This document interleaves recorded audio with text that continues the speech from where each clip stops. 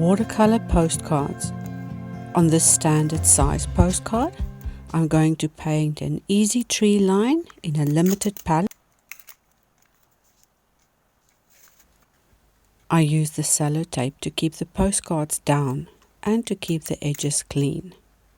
As I unroll the sellotape, I reduce some of the stickiness to prevent tearing by sticking it to my sleeve first, removing it and then putting it onto the edges.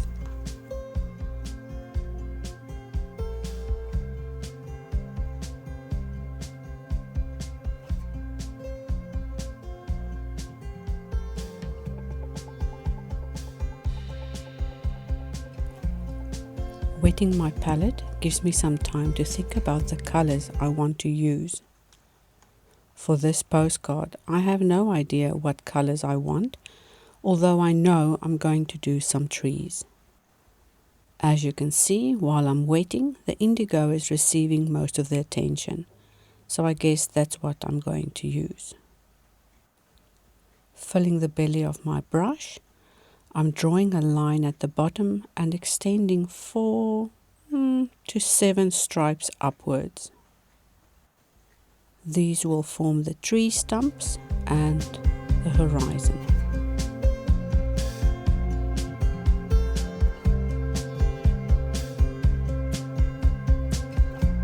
Next up are the treetops in Ochre Deep. Mixing up a generous amount of Ochre Deep, I use the belly of the brush to fill it with color and then paint tall, large oval shapes that will represent the treetops. These I let blend into the upward stripes and allow them to mix in a little bit. Be sure to make your oval shapes somewhat random, as we don't want perfect shapes on top of perfect lines. We want an organic looking tree shape. These trees could be anything from a beech tree to an English elm. Who knows what they are? These are imaginary trees. Now we can alternate between the indigo and the ochre deep to create interest into the treetops. Darken up the side that you want to represent the shadow and add some more color in there. Maybe more indigo at the bottom where the shadow parts would be.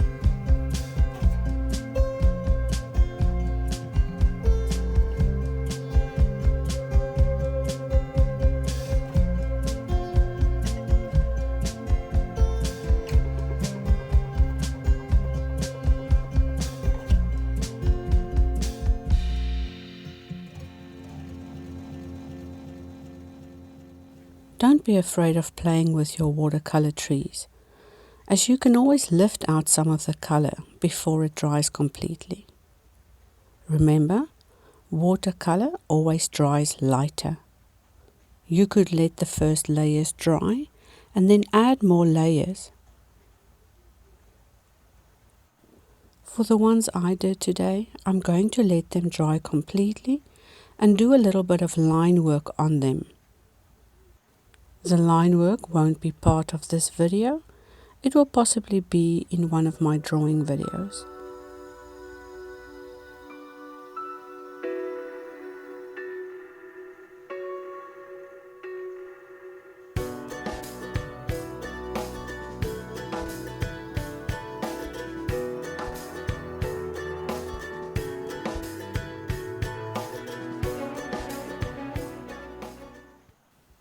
The ochre deep is a warmer color than you'd expect from a regular ochre.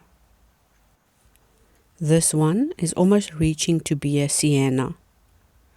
Many watercolor pan sets have their own names for colors, as do this one. I don't know what brand it is.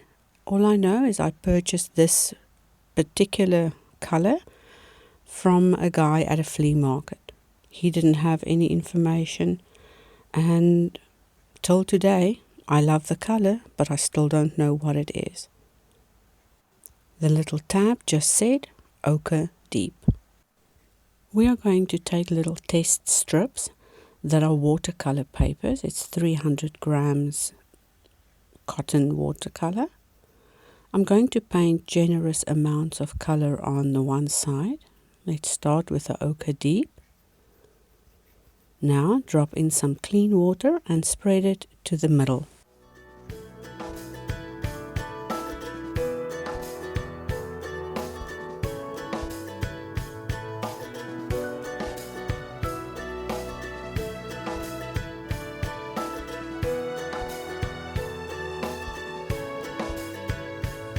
Do the same with the indigo on the other side.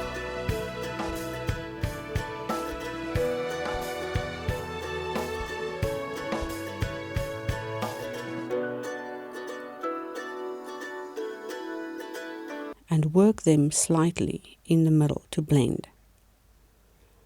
Add a few more drops of color in each of the respectful sides and tilt the piece of paper from side to side. What we are doing is discovering how these two colors blend, interact, and push and pull on each other as they come together. I've been playing with watercolors for many years, and it keeps on fascinating me no matter how many times I look at it.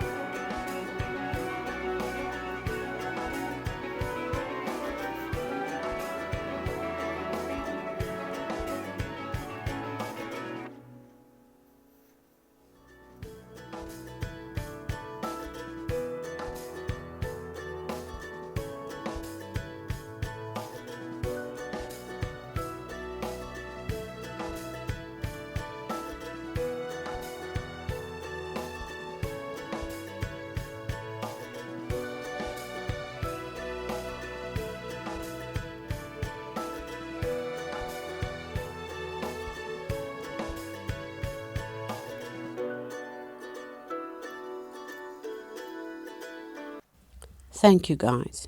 So go on, make some of your own watercolor postcards and try out Indigo and Ochre Deep.